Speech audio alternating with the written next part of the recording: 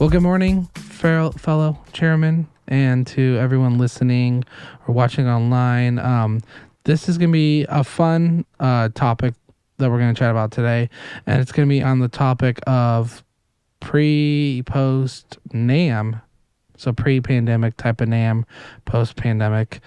I just went to Namm. I just got back. I survived. I did not get sick or anything, as I've heard the rumors would say from all the craziness. So I'm excited to talk with you, Mason, today about just like, our experiences and, talk about the stuff that I saw and our feelings about Namm. And because I know we did a video on it a while ago and we kind of said, is Namm, is it still a thing? So it's going to be a fun topic. But how are you doing today? I'm doing fine. And greetings to wherever you are, morning, noon, or night, whatever time zone you celebrate. We're here for you in the world of tone. And yeah, as you said, Brian, I definitely have an opinion about Namm. And I don't know that it's a unique opinion or hot take about Namm, but nevertheless, I don't want to spoil anybody's enjoyment of the show should they enjoy partaking and experiencing the show floor. God bless if you dig it. That's up to the individual. But, I'm sure as we get more into the conversation, if you're not already aware of my perspective on this, it will definitely be fleshed out. For sure. Well, I think it's best to start off with kind of like, when was the last Namm that you went to? Because we were talking about this a little bit prior. Yeah. And because obviously my first Namm experience was like back in like 2014, 2015. And being a 20-something-year-old being told there's all sorts of these crazy things, you have all these expectations, and then you get there and there's just so much going on. It's kind of like a sensory overload, kind of in a way, because there's just so much stuff. I'd be curious to know, I guess, when did you start going and when did you stop going? I think the first Namm show that I ever did as demonstrating. Yeah. This is not as a spectator. I think it was 2011 because I have this remembrance of the slogan of Namm being "Take it to 11." Oh my gosh. And so I think 2011 was the first year. And I think the last year I did it was 2019. So I did it for eight years. Long time. Yeah. And then I think the last time I attended but didn't exhibit was 2020. It was like we just started hearing about the coronavirus. Yeah. And post Namm show, like 2 months later, everything went into lockdown. Yeah. So I guess that this will be the third Namm I haven't been to subsequently. I think that's right. Because they've done some sort of intermediary Namms or abbreviated Namms in some format since then. So I think I've missed 3 of the Anaheim ones. And I don't know how many of the Nashville have occurred in that time. I want to say after COVID, they haven't done any Nashvilles, if I can remember.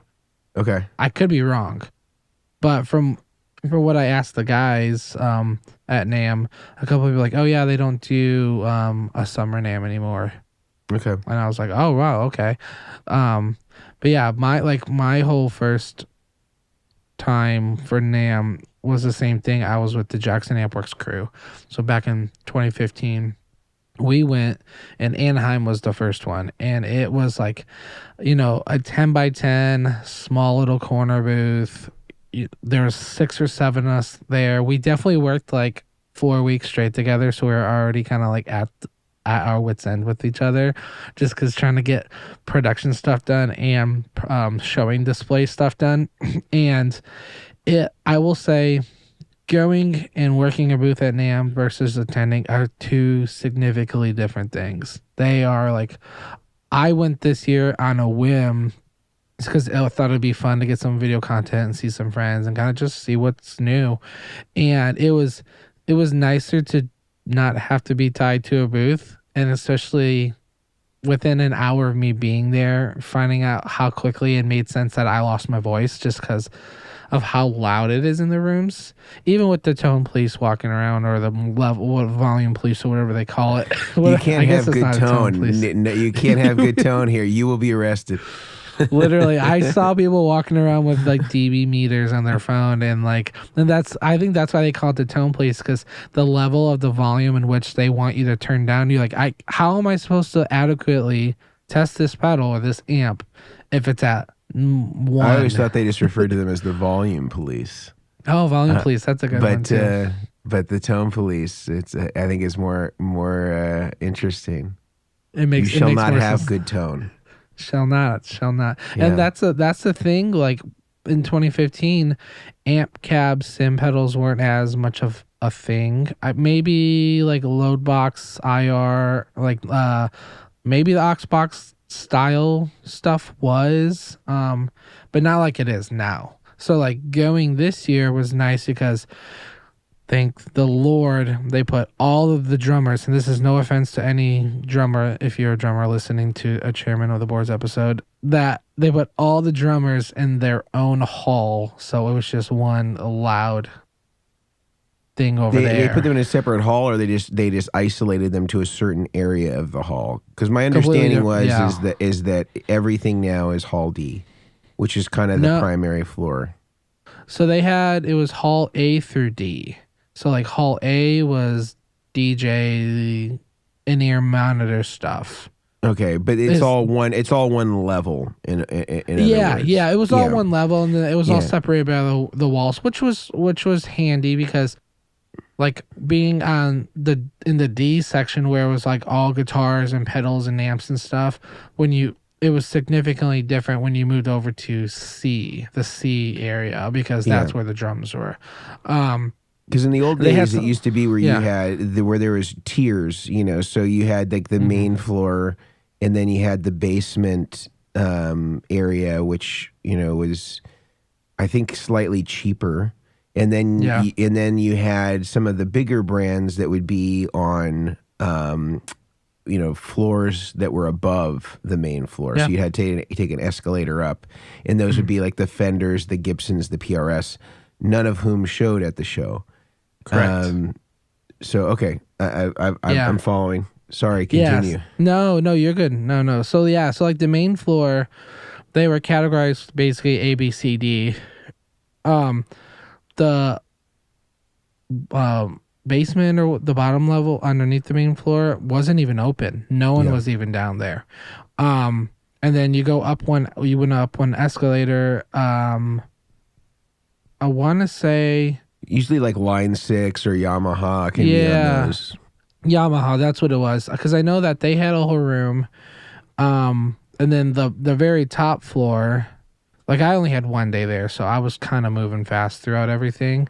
The very top floor is a lot of like the sessions where they would do like the speaker Q&A kind of stuff. Yeah. Which was really cool. I got to sit in on one of those and listen. But it was interesting not to see a lot of companies not be there, especially companies that just have come out with releases. But it makes sense because some of these manufacturers are in California. So like, Duesenberg wasn't there, but Duesenberg just released a new Jolie Landreth guitar. So I was looking for the booth, and like, oh, they don't have a booth. They basically just had a party Friday night in their showroom. So they had a bunch of people there, and they showed off the thing. So like that was for their NAMM type of thing, but they didn't have to go and pay for a booth, and because it's so much money. Boss last minute decided to have a booth. I was talking to my guy at Boss, and I was like, I thought you guys weren't going to be here. And he's like, yeah, a week and a half ago, our guy came to me and said, do we want to do NAMM? And we're like, if we're going to do it, we better figure out right now. And they had a small, like, they had the type of thing, it was like, it was 4 booths in one, like four 10x10s and Yep. one or whatever. That whole bubble section for putting together last minute. They sure had a nice booth, which was really cool. And yeah, it was interesting to see. I don't know if you saw the photos.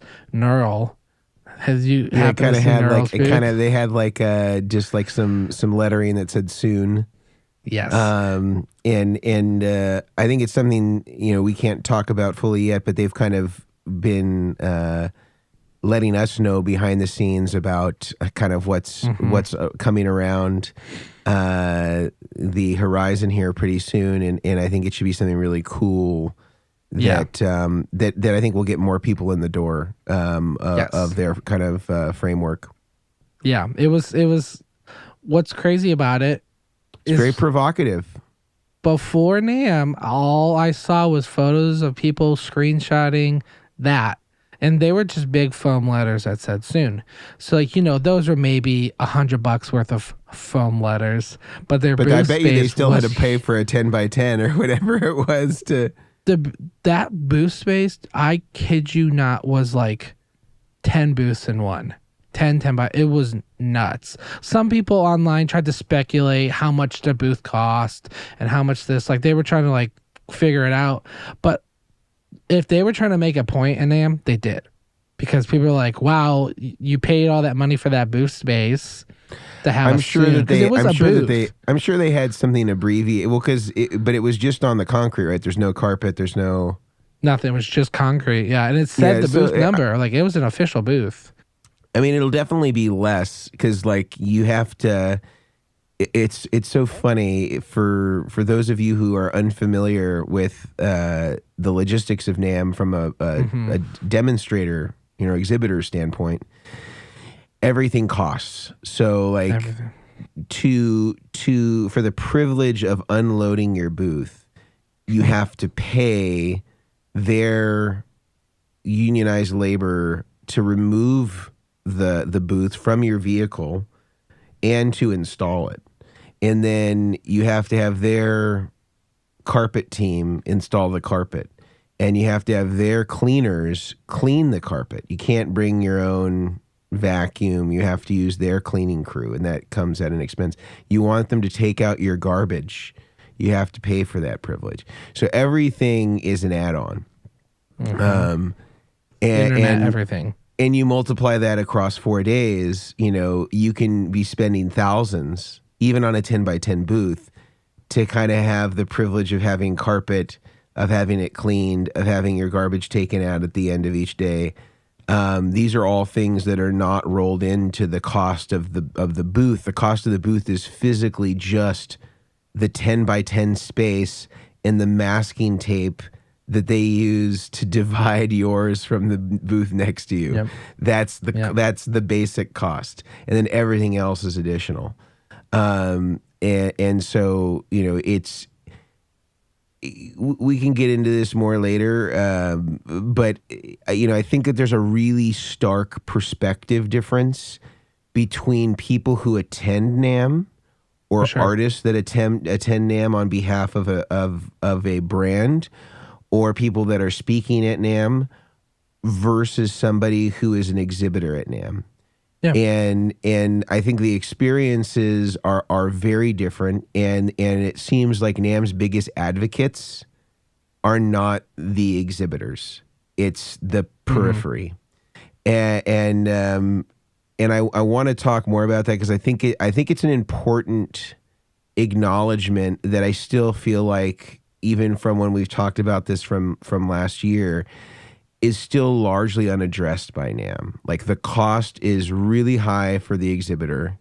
The amount that they have to make up as a consequence of showing at the Namm show is pretty large, and they don't have a lot of markers to tell them the value of the show, even amongst the biggest brands. And so, to me, the Namm is not delivering on the cost to the exhibitor to put on an exhibit at the Namm show. Namm is not making it worth their while. I think in the 80s and 90s, it was absolutely the way to do it because there were no other ways to put out your product. And this is a huge epicenter for trade to occur. I don't believe a lot of trade happens anymore, and we'll get into the reasons why. But before I do, I want to talk about a few of our sponsors that make the podcast possible. The first of which are friends over at the Guitar Sanctuary. If you've been perusing Instagram and YouTube and you've been seeing all the influencers posting about all this cool new gear that's at Namm, it's very likely, and in fact probable, that our friends over at the Guitar Sanctuary have those very products in stock. All the new latest and greatest stuff, whether you're talking about pedals, amps, and guitars, are all available at theguitarsanctuary.com. Head over there, check out their inventory on their website, or go there in person in McKinney, Texas. Tell them the chairman sent you, and check out all the great wares that they have. Secondly, our friends over at Neural DSP, arguably the most provocative booth in all of the NAMM show, that just had foam letters that said soon with a Neural DSP logo. They are offering our listeners a special discount code for 30% off all of their plugins. You heard that right, 30% off every single plugin that's available on the Neural DSP website, except for new releases, which will be available after 90 days. Go to neuraldsp.com, use the coupon code Chairmen, CHAIRMEN, and immediately get 30% off. Also, just want to mention quickly that you can now edit your Quad Cortex on your computer. Their editing suite is fully complete. It has been taken out of its beta form, and it is amazing to use, gives you even more ability to tweak and to tweeze and to modify all of those things that you love about your Quad Cortex. I've already been using it. I love it as a workflow tool. I use the Quad Cortex every single week. I love what it gets for what it does. There is nothing else like it. And I'm very impressed with the amp models. We've got an episode about it where I play some and kind of compare it to some other classic amps and pedals that I have. So do check that out. Go over to neuraldsp.com and use the coupon code Chairman, get 30% off their plugins. Lastly, our friends over at Sweetwater have an amazing program called the Gear Exchange, and it is an amazing way to sell your used gear and maintain 100% of your profits. Now, I'm just going to show you something cool if you're watching right now.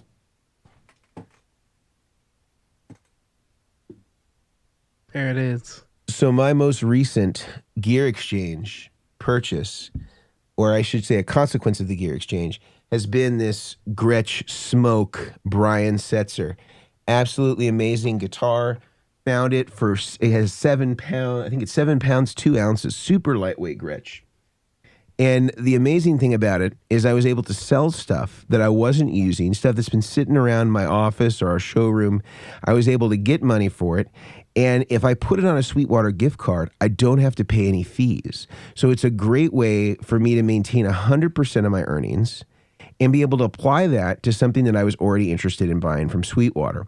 So I was able to take all those earnings. I was able to pay for this guitar completely without having to pay a dime out of pocket, and was able to get to that figure even faster because I'm not having to give away 10% every time I want to, pull the money out and keep it as cash. So great way to maintain 100% of your profits. Just get to that item that you're already interested in buying a little bit faster. Head over to sweetwater.com/used. You start an account for free. You can pick up an amazing guitar like Smoke right here, the Brian Setzer. My very first Gretsch, just lost my G card. So love the Sweetwater Gear Exchange. I feel like it's the only way to go. So head over to sweetwater.com/use. That's Sweetwater Gear Exchange. And those are the first group of our sponsors. So let's get back to Namm. Let me put back my Gretsch. Yeah. Well, I think something to mention too, and this is something that I didn't really realize happened, is even before Namm, what's cool about it is that there'll be like groups a bunch of my friends, the worship tutorial guys, they all like do like a whole like hangout thing pre-Namm. So like that's the cool thing is I like about Namm from an attendee position is that like you have the opportunity to go and hang out, go to all these different concerts. I mean, the whole strip was set up significantly different this year. They had a lot of like fencing and stuff.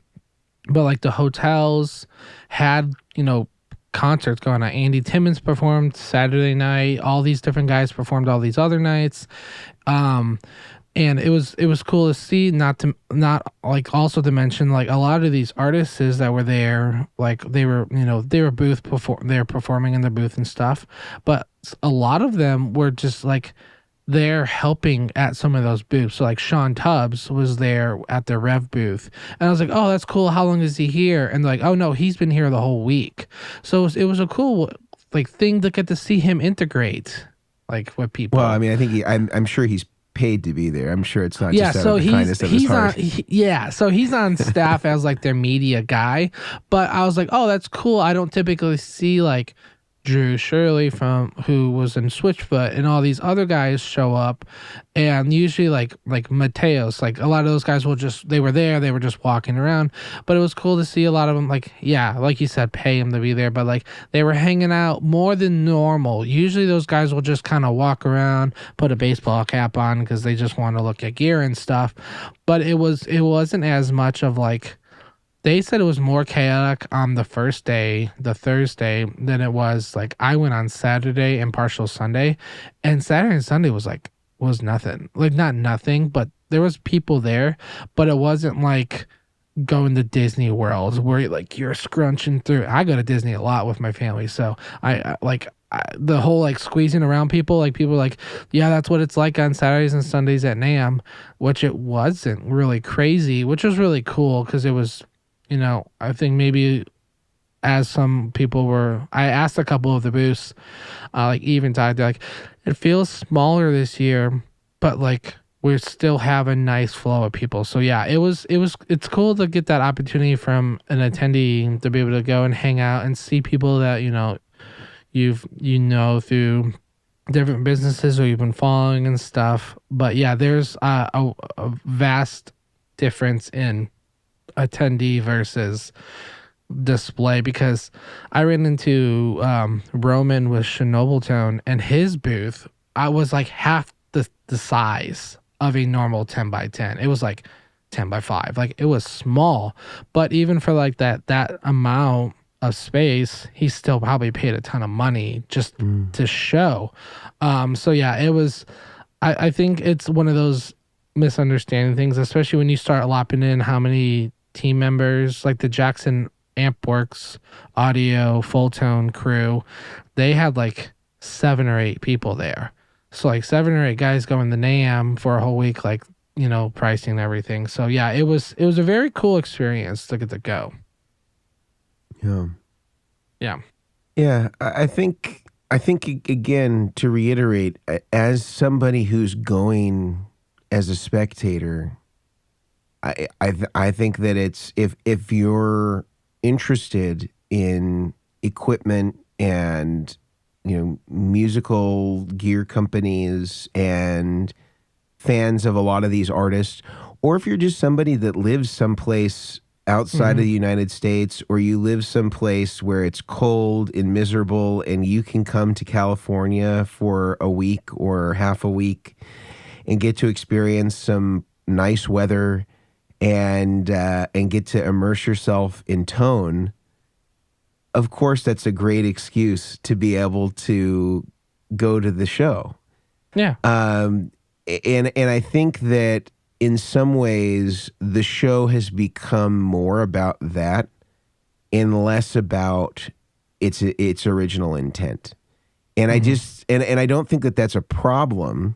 I only think it's a problem in that Namm, I think, is fundamentally dishonest with the people that actually create the opportunity for Namm to even be able to make those sorts of decisions, which are the people that are exhibiting. And if you're paying 20 grand to be there in a 10 by 10, like when you're talking about all of the hidden costs and things associated with demonstrating, and potentially maybe not even talking about hotel expenses for you and your staff, opportunity costs that are lost as presumably your whole production is not happening while you're gone, and that Yeah. there's also sort of like a, kind of regroup that occurs for maybe the next week after the show. I think that the format is really disrespectful to them because it's no longer a trade show. I think that it is completely it's a guitar show because there's very little trade that occurs. And this was kind of something that I noticed, I think, more poignantly as the years went on, and not because things changed necessarily, but just because I think in the beginning when I started showing at NAMM in 2011, I didn't know what I didn't know. It was a new brand, and I thought the expectation is that you come to this show, and this was sort of a prerequisite to being in business, in this industry. And I think as, I got closer to having been in business for 10 years, I realized that this is really just pageantry. It's just a dog and pony show, and it's completely divorced from what the actuality is. And that's not to say that there isn't any commerce that occurs, but I would say the meaningful relationships that you have are completely satisfied through email and whatever marketing that you're already doing as a brand, because there's just no way that any prospective dealer can come to your booth and really understand your brand. Like if this is the first time they're ever hearing of you, and to understand the qualities of your products. There may be some companies that are willing to sort of speculate, and like try out something of yours, but it's not like they're going to be putting in a $20,000 PO, as a consequence of meeting you at an AM show. Because I think that now there are so many brands, and I'm speaking mostly on the side of pedals, there's so many brands that are coming in and out every single week that it's too difficult for a dealership to be able to create content for you anymore. Like it used to be in the days of, let's say, Pro Guitar Shop, where if you got into Pro Guitar Shop, it was a great thing because they would create a whole campaign around your brand and your product releases. Yeah. But now I think there are too many brands where no dealer can realistically do that. And what they're looking to do is sort of take whatever infrastructure you have and marketing that you have and be able to piggyback on that and be able to use that to disseminate to their customers. And so, for example, it's really easy to sell a JHS pedal, or it's really easy to sell a Wampler pedal because they've created an infrastructure through YouTube and social media where everybody's aware of their releases because they've got such a great mouthpiece to be able to say that they've released something and that they're going to get a lot of eyes on.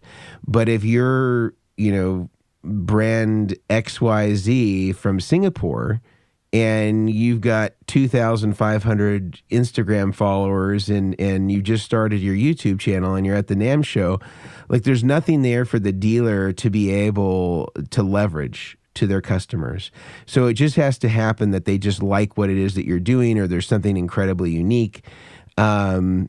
That doesn't always mean that they're finding the right brands or the best brands for their customer. They're looking for primarily low-hanging fruit.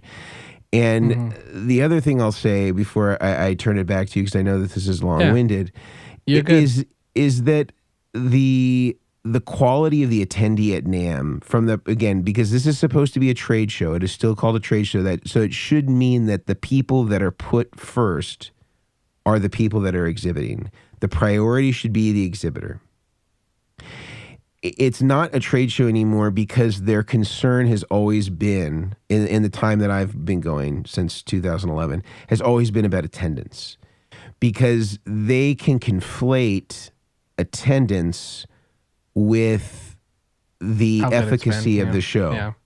Yeah. And so you end up getting a really diluted group that's in the trade show that's not there for the purposes of trade. They're there for the purposes of either they're social media influencers or aspire social media influencers that want to create content there, which is great for them. I don't think necessarily great for the vendors necessarily in a meaningful way. Or they're just people that want to be sort of industry insiders. Maybe they're friends with somebody who owns an amp company or somebody who has, a Namm membership, and they're able to get into the show that way. And so pre-pandemic, they were always just talking about these amazing numbers that they were putting out that were like, new records for Namm. And from a exhibitor standpoint, I was seeing, we had a crowded booth, and we always did. Yeah. They weren't people that could buy anything. They weren't people that could put in a purchase order with your brand. And that's not to say that I don't appreciate relationships, because I think that that's really all Namm can do now, is just help you congregate with people that you might only see once or twice a year, and you're in the social aspect is the thing that's most redeeming. Yeah. But the business aspect of it, I think, is completely eroded. And if you're spending that kind of money and you're going for that amount of time, and the opportunity cost that you leave behind when you go to show at an Namm show, you got to be able to show 3 or 4x return on investment. And if it's costing you 20 grand, that means that you're having to sell, at say boutique pedal prices, and considering the cost, you're having to sell like 600 pedals, just from the show that you wouldn't already have sold if you had just stayed and continued with your marketing campaign and, maybe offered some Namm specials to your dealers, or something like that. And so that's really difficult to prove. And if only, let's say, 5% of the people that are at your booth at a given year are people that have decision-making power at a various dealership or distributorship, that sucks. That sucks for you, because that means that they're just putting bodies in there because they want the attendance. And you can see this dwindling. The fact that there was no basement, that hurts exhibitors in two ways. One, it was less expensive to show down there. And secondly, it's a way to give the illusion that there is a bigger Namm show than there is, because it's just like if you move from a 3-bedroom to a 2-bedroom, your house is going to feel a lot more crowded. and so they ostensibly did that. And I think when you see Gibson not showing, Fender not showing, PRS not showing, Gibson not showing, or I think I said Gibson, but anyway, Duesenberg, all of them, Well, and I mean, and Duesenberg is not even a big company comparatively to those guys. And so I think that you're seeing that these brands that historically would never be left out of a Namm show are determining that it's better to release the 70th anniversary Strat on YouTube and all these other social media mediums than to do a campaign in person at the show. There's just not value in that for them anymore. And so I think more and more people are seeing the writing on the wall. And my hope is that if Namm really wants to reverse this, that they will move the show to being vendor-centric again. Because from my perspective, it was moving further and further away from that each year, because it was becoming more expensive, and the value, the reciprocity from Namm in terms of the type of attendee that it was delivering was worse and worse. And I just don't think they can compete with, YouTube and stuff like that. Like, there's no chance that if I went to Namm that I could get 1.5 to 2 million viewers on that were guitar interested people on my products. But YouTube can do that. They can do that for us, every month. And so I'm not I just don't see. I don't see where if it's just about getting products in front of people and showing it off. I just don't see where the value is. Yeah. Well, and there was a couple of things I didn't notice this, because the last time I was at NAMM was 2015. I didn't have the chance to walk around to really, I would see other booths when I'm standing at our booth, but it wasn't like what I did where I took an entire day and walked around. And I captured some video and stuff while I was there and put together a little YouTube video of just like stuff that I saw. But what I noticed a lot, and it was actually one of those things, I think that I think it was a negative side to the booth, not to the booth, but to the attendees, is that so many people, and I understand as a musician, but like so many people were bringing their own strats and they were carrying their guitars around to try out that Wampler pedal that was at this booth or that overdrive. And the problem with that is then the booth, the people working, the company can't go, all right, man, hey, they can't touch your guitar and take it away or whatever, but they can't be like, hey, man, it's been 15 minutes and you've been on this reverb pedal for the Poly. Like the Poly company was there, though they do the Bebo and stuff, but they just came out with the new reverb, like stuff like that. Like they can't like show it to you in 2 minutes, 5 minutes, and then like you be done. They just kind of have to let you sit. Like I was at the Jackson audio booth because I know the guys and I've been talking to them. And I would say the 15, 20 minutes I was there, this one guy was on the same board with them the whole time.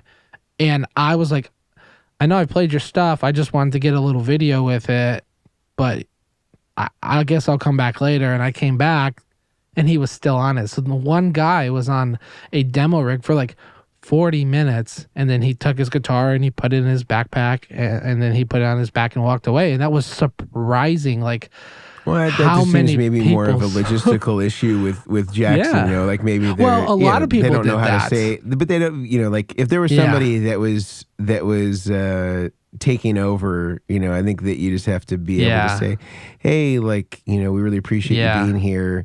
And we got a couple other people waiting to check this out. So can we, can you take a couple more minutes, wrap up, and then if you want to come back later, we'd love to have you. Yeah, well, and they were all the headphone stuff too. Okay. Yeah, there's a graceful way, and they had the headphones thing, so I think it wasn't as much of a distraction. And there wasn't anyone besides me that was wanting to do it right at that point, so it wasn't like a huge deal. Excuse me. But what I mean is like, there's this one company. They had like, I gotta say, they had 20 different brands. It felt like they were just like a reseller.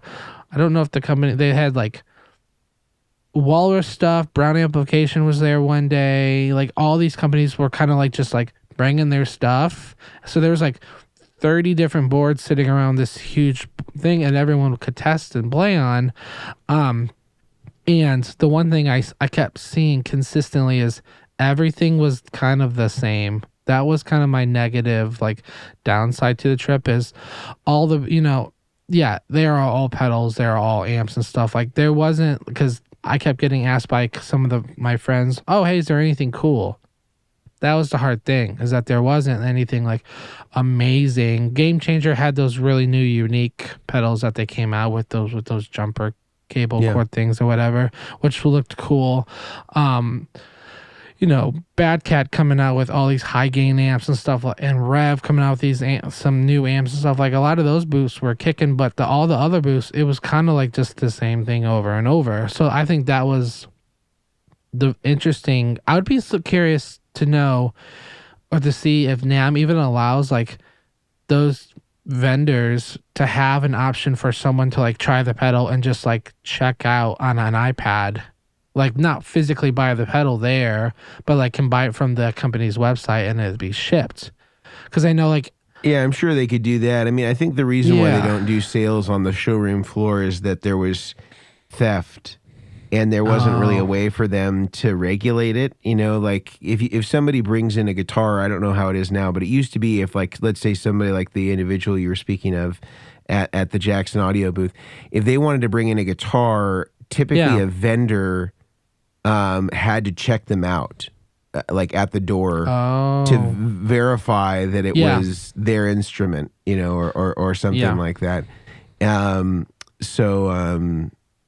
yeah, I'm sure that if you were somebody who was motivated, to try to make a criminal enterprise out of, lifting stuff out of Namm, I'm sure that it's possible. But I think that's mostly why there isn't any purchasing on the showroom floor.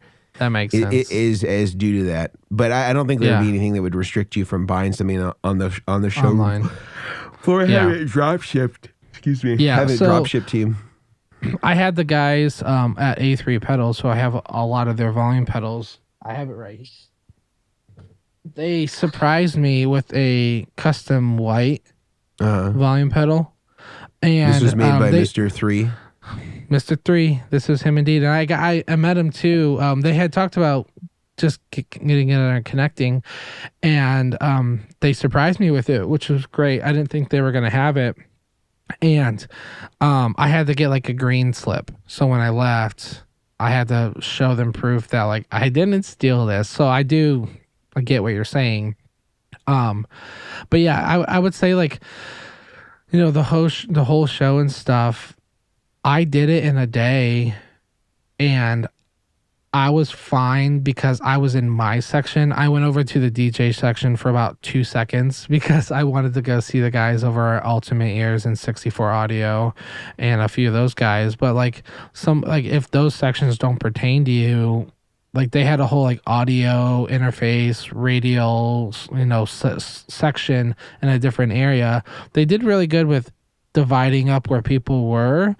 Stringjoy was there. Like I saw a lot of those guys and stuff. But they did a really good job on separating like where people were categorized, and they kind of spaced it out really nicely. But yeah, no, it was from my first experience back in 15 when it felt like it was just nonstop, kind of that theme park feeling where everyone was just like really close to each other.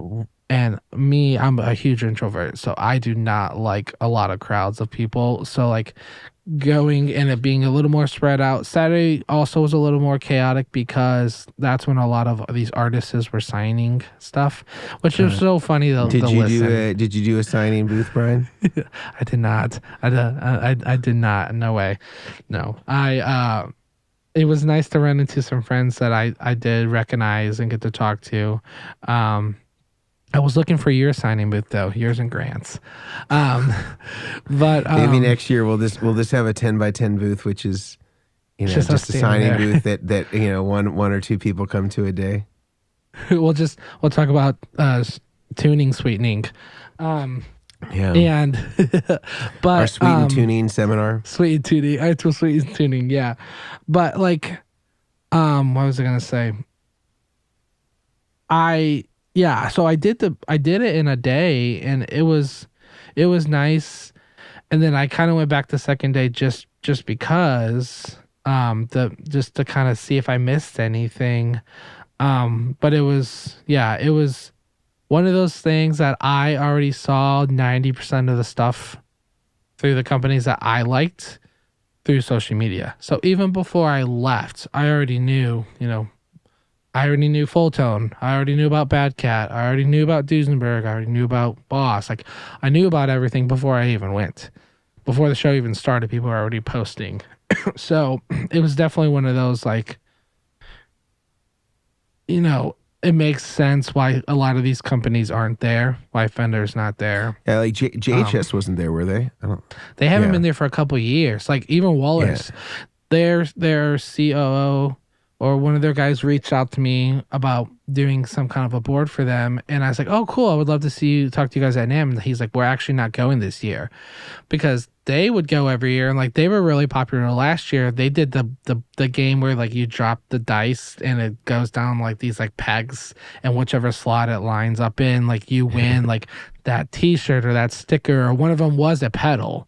So like, there's all these, like they did stuff like that last year. So like, I remember it because I saw it on Instagram and it was a huge thing. Their booth was always hopping, but like they weren't there. I think I saw them walking around.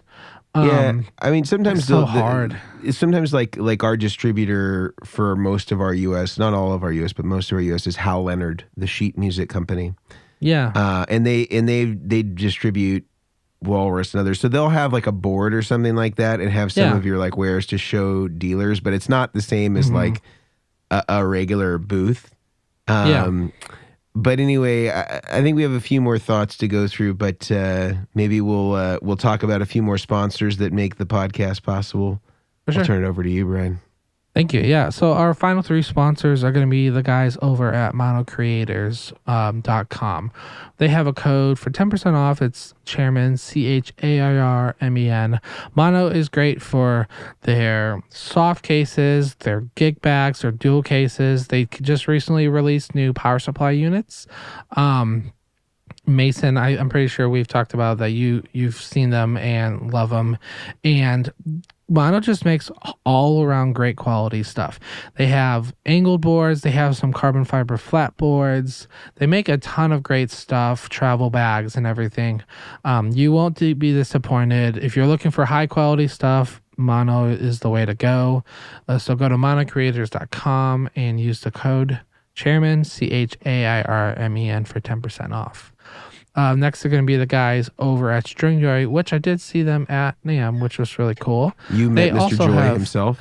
I did. I met Mr. String and then Mr. Joy. They were great, and they have a code for BOARDS for 10% off. Great strings.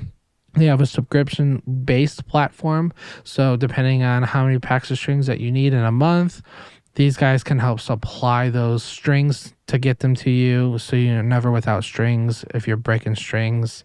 If you like to constantly, have a fresh pair of strings. So check them out at stringjoy.com and use the code BOARDS. Final is going to be the guys over at Besttronics or BTPA.com. I was just on a phone call with Brad literally yesterday. And I feel like I say this every time, but it's honestly true. I'm pretty much on a phone call with Brad like 3 times a week getting stuff.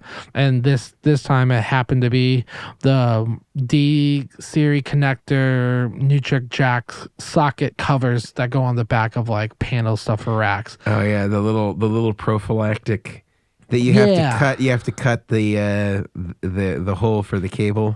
Exactly. Yeah, I needed a PowerCon one, and I just said, "Hey, I need this type of cover," and he instantly had a link for me.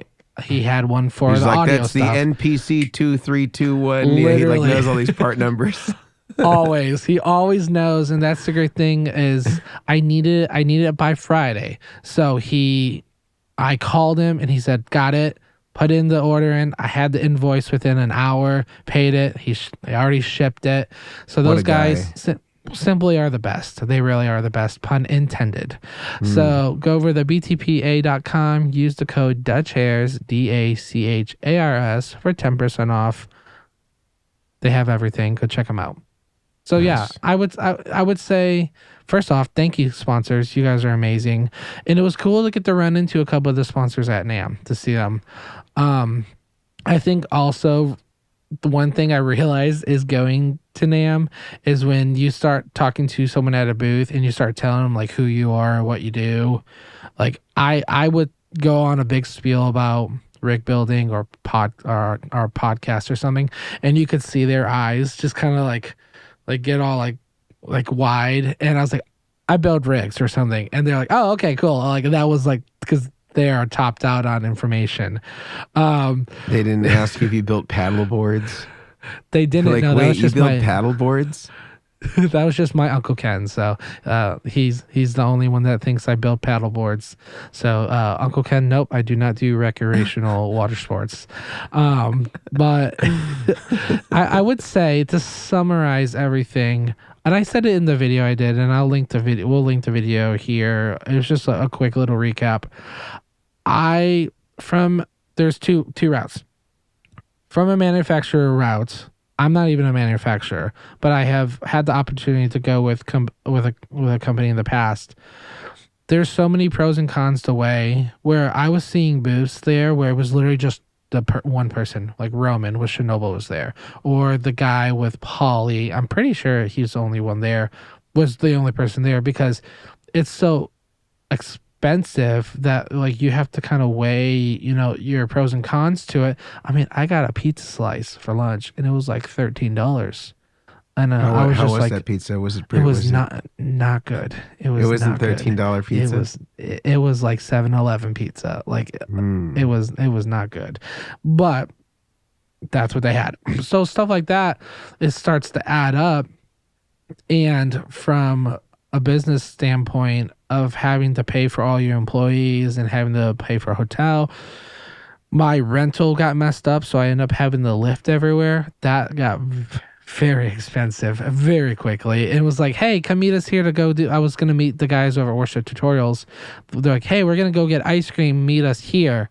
And I'm like, guys, that's like a $35 ice cream cone. I don't know if I can pay $35 for just a ice cream. Like one of those. Like that's because there's just so much stuff. So like there's all these pros and cons away from a business. From a attendee, there's less overhead because you're not paying thousands of dollars for a booth. You're not paying thousands of dollars to bring people with you unless your family all wants to go or whatever. My wife did not want to go, so it was just me. But she didn't want to go to Disneyland. She did. She wanted to go to Disneyland, which I did go on Sunday by myself. So I got to go there, which was great. So I just topped off all that walking with more walking, and I said it before in the video, and I'm gonna try to go next year early to kind of do some of these, like meet up and hang out with some of these people to network, but like it's not something you need to go Monday through Sunday for, or Wednesday through Monday for, like every single day. There's not like, I feel like once you've walked the floor and then maybe, you walk the floor, walk down on the aisle, see what you like, and you go back and you try some of those things. You don't have to stop at every single booth. You can, but I just think like realistically, there's you can go and do, you can go and see the cool new things, or you can watch it on social media. You can talk to some people, get some whatever, introduce and be introduced into, some of the companies. But like aside from that, like I would not go with the expectation of being wowed by every single thing that comes out, because a lot of this stuff it's just the same thing, just that different companies did it. It's like, oh, it's their way of doing a high gain amp. Oh, this is their way of doing a high gain amp. Like it's just one of those, and that's the thing with the music industry. There's just so much stuff.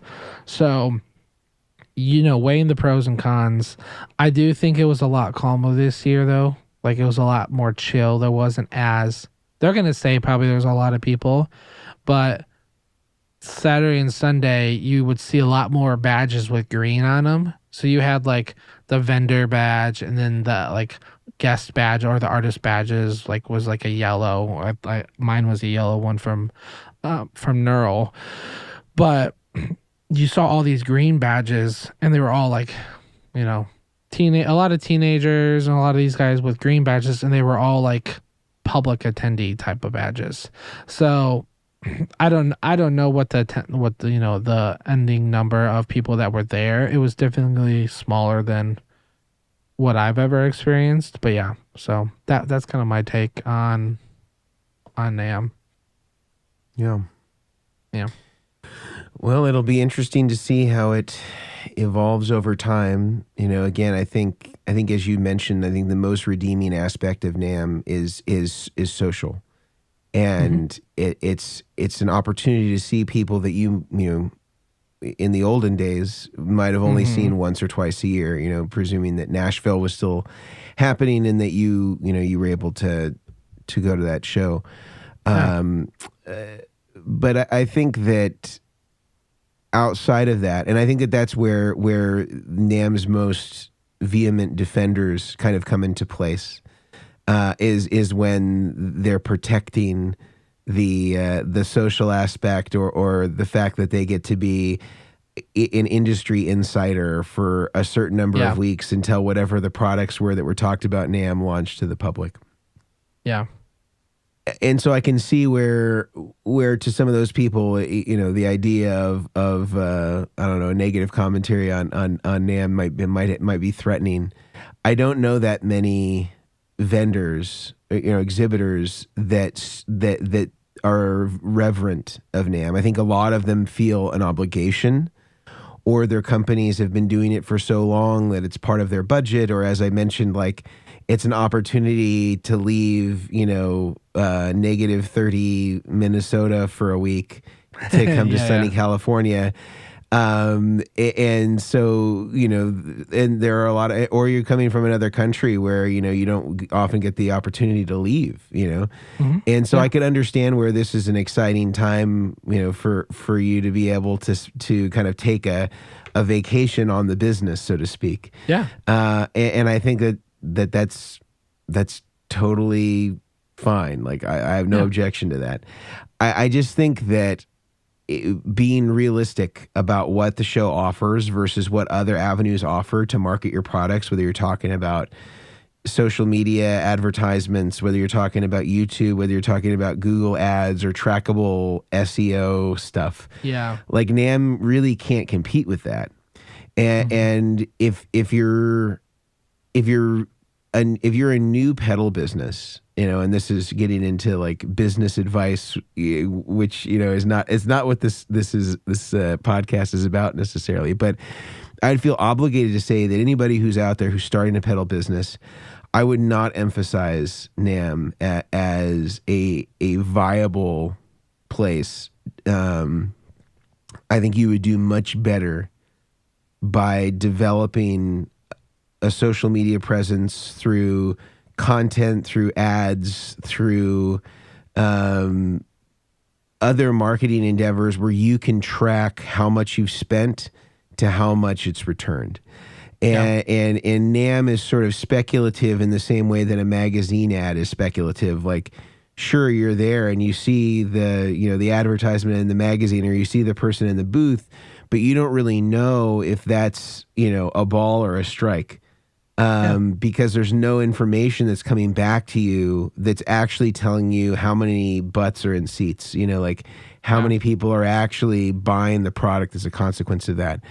And with the digital aspect of, advertisement, you can very well see exactly how that is panning out. And you get a clear sense of what people actually respond to that provokes them to make a purchase. And so you start to get to know your customer and what they respond to. And and I think that if you're in the embryonic stage and you're like, I have $20,000 to drop, do I want to put it in the Namm show or do I want to put it in advertisement? Do put it in digital advertisements that you can track. Yeah. Because it's just not, Namm, it can't do that for you anymore. 20 years ago, 25 years ago, Namm could do that for you. Yeah. It can't do that anymore.